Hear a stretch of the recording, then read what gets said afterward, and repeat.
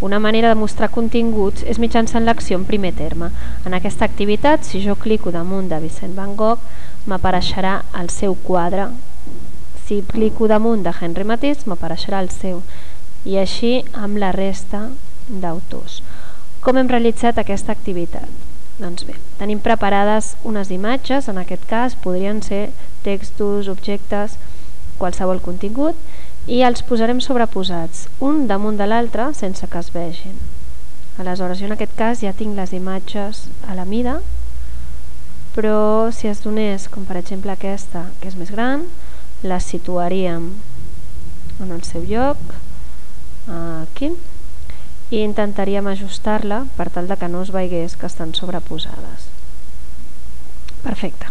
Les agruparíem agrupades per poder-les moure perfectament, les situem aquí al mig de la pàgina, situem millor una mica més separats els noms i anem a donar l'acció de portar el quadre en primer terme.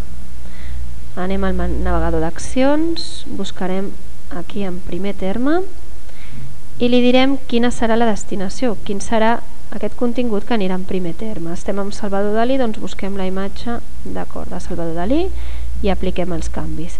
El mateix amb Henri Matisse, en primer terme, destinació, el seu quadre, d'acord? Apliquem els canvis.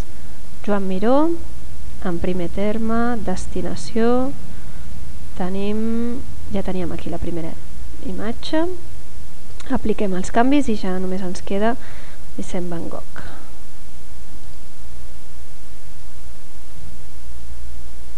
D'acord? I apliquem els canvis. Ara ja podem realitzar l'activitat. En el moment en què cliquem qualsevol dels autors, ens apareixerà en primer terme el contingut relacionat que hem establert.